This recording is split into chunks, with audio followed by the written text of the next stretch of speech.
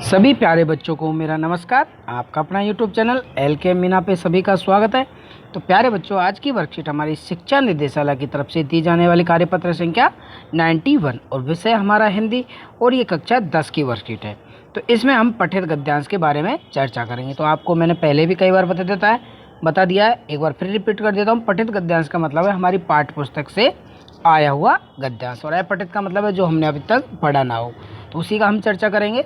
यहाँ पे सभी बच्चे अपना नाम लिखें, यहाँ पे अपने कक्षा अध्यापक का नाम। आज की तिथि हमारी 26/2/2021 और बेटा दिन हमारा है शुक्रवार का। तो निम्नलिखित गद्यांश को ध्यानपूर्वक पढ़िए और उस पर आधारित प्रश्नों के उत्तर आपको देने हैं। तो ये गद्यांश आपको अच्छे से पढ़ने हैं।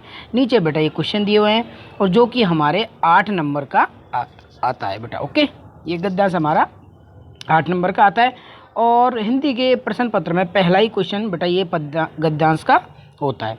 तो चलिए शुरू करते हैं हम आज की वर्कशीट। फादर बुल्के संकल्प से सन्यासी थे।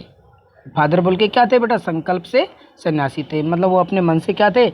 एक सन्यासी का जीवन धारण किए हुए थे। कभी कभी लगता है कि वो मन से सन्यासी नहीं थे, रिश्ता बनाते तो किसी से वो तोड़ते थे। मतलब वो किसी लोगों से, अगर जब फादर बुल्के के बारे में यहाँ पे बात की जा रही है, तो किसी लोगों से रिश्ता अगर जोड़ते थे तो उनसे तोड़ते बिल्कुल भी नहीं थे। दसियों साल कि मतलब 10-10 साल बीत जाते थे, मिलने के बाद भी उनकी गंध महसूस होती थी कि जिस किसी से भी वो पुराने अगर लंबे समय के बाद भी मिलते हैं तो उनसे ऐसा लगता है जैसे हम अभी फादर बुल्के साहब से मिले हो। वह जब भी दिल्ली आते ज़रूर मिलते, खोज कर मिलते और समय निकाल कर अपने यार दोस्तों या अपने मिलने जो भी लोग हैं उन सभी से मिलते। सभी गर्मी सर्दी बरसात झेल कर मिलते, मतलब जितने भी अपने उनके जानकार थे, जो भी उनसे जुड़ता था, वो सबसे बेटा हंस मुल्क मतलब टाइम निकाल कर ज़रूर वो मिलते थे। चाहे 2 मिनट के लिए सही, कि 2 ही मिनट के लिए सही, लेकिन अपने जितने भी जानकार थे तो वो ज़रूर उनसे मिलते। तो यह सन्यासी कौन करता? जो सन्यासी लोग हैं तो वैसा कहाँ करते? उन्हें तो किसी से कोई मतलब ही नहीं रहता, अपने एकांतपन में रहते हैं। लेकिन वो जब भी किसी से मिलते थे 10-10 साल बाद, तो बस सभी भाई टाइम, चाहे सर्दी हो, गर्मी हो, बरसात हो, सबको झेलते हुए वो सबसे मिलते थे। उनकी चिंता हिंदी को राष्ट्रभाषा के रूप में देखने की थी और उनका एक मुख्य उद्देश्य था कि हिंदी जो भाषा है उसको राष्ट्रभाषा के रूप में देखना था।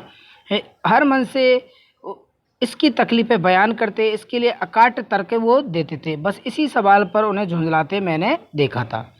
हिंदी वालों द्वारा हिंदी की उपेक्षा करते तो उन्हें बड़ा दुख पाया जाता था। जैसे हिंदी के जो लेखक हैं तो उनके द्वारा हिंदी की आलोचना करना, तो उसमें वो दुख करते थे। और जब भी वो हिंदी भाषा के रूप में कभी भी जो तर्क देते थे तो वो ऐसे तर्क देते थे जिनको कोई काट नहीं सकता था। घर परिवार में निजी दुख तकलीफ के बारे में पूछना उनका स्वभाव था। मतलब जितने भी उनके जानकार थे तो उनसे सबसे अच्छा बुरा सब हाल वो लेते थे। बड़े से बड़े दुख में उनके मुख से सांत्वना के जादू भरे 2 शब्द सुनना एक ऐसी रोशनी से भर देता था कि जो किसी गहरी तपस्या से जन्मित थी। मतलब कोई आदमी कितना दुखी है या सुखी है, अगर दुखी आदमी तो उनको ऐसी सांत्वना दिलाते थे कि वो एक सन्यासी के मुंह से एक तरह से ये लगा लो कि भाई ओजस्वी स्वर उनके लिए थे। हर मौत दिखाती है कि जीवन को नई राह है, मुझे अपनी पत्नी और पुत्र की याद आ रही है। हर मौत दिखाती है जीवन की नई राह, तो मुझे अपनी पत्नी और पुत्र की याद आ रही है। फादर के शब्दों से झड़ती विरल शांति भी थी कि हर मौत दिखाती है जीवन को नई राह। तो सभी के जीवन में उतार चढ़ाव आते हैं। तो यहाँ पे जो लेखक है, मुझे अपनी पत्नी और पुत्र की याद आ रही है, और फादर के शब्दों से झड़ता विरल शांति भी थी कि उनको भाई उनके लेखक के जो पत्नी और पुत्र खत्म हो गए थे, लेकिन जो फादर साहब उनके मित्र थे तो उनको वो ऐसी तसल्ली दिला रहे थे कि उनमें से एक शांतिपन उनको नज़र आ रहा था। तो इतनी गहराई से वो लोगों से मिलते थे और इतना अपनापन था। एक सन्यासी का ऐसा बोलचाल नहीं होता था, लेकिन जो फादर बुल्के साहब हैं वो अलग ही किस्म के आदमी थे।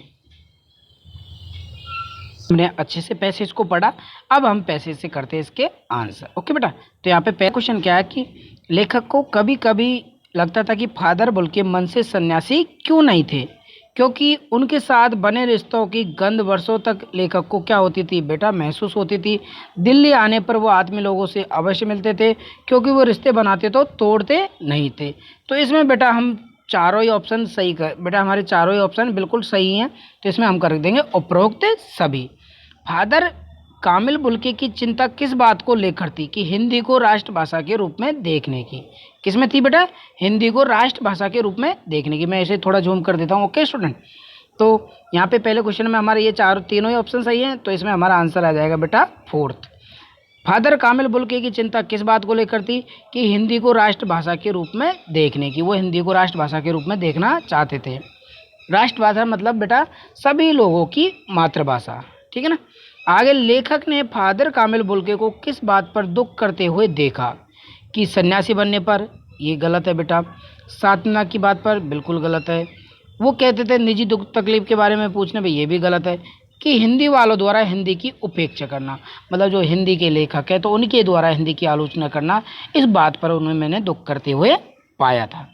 आगे, उनके मुख से सांत्वना के जादू भरे शब्द सुनना जैसे किसी रोशनी से भर देता था, जो किसी चमकते जुगनू से जन्मती हो, जो किसी गहरी तपस्या से जन्मती हो, या जो किसी बड़े तारे से जन्मती। तो हमने पढ़ा कि जो किसी गहरी तपस्या से क्या जन्मती हो, मतलब गहरी तपस्या से वो निकले हुए शब्द हो, ठीक है ना बेटा। आगे हम, ये हमारे 4 क्वेश्चन हो गए। अब हमारा नेक्स्ट कि हर मौत दिखाती है जीवन को नई राह। यह कथन फादर ने लेखक को कब बोला? कि यह कथन फादर ने लेखक को कब कहा? जब उनके पुत्र या पुत्री की मृत्यु हुई थी तब। देखो यहाँ पे जब लेखक की पत्नी और पुत्र की मृत्यु हुई तब। तो बेटा इसमें ये आंसर गलत है, ठीक है ना। तो इसमें सेकंड ऑप्शन होगा। ओके, तो इस तरह आपकी ये वर्कशीट कंप्लीट होती है। और अगर किसी बच्चे को इस वर्कशीट से संबंधित कोई प्रॉब्लम, कोई दिक्कत, परेशानी हो तो मुझे यूट्यूब पे कमेंट करके अवश्य बताएं। और मैं आशा करूँगा कि आप सबको ये वर्कशीट अच्छे से समझ में आई होगी।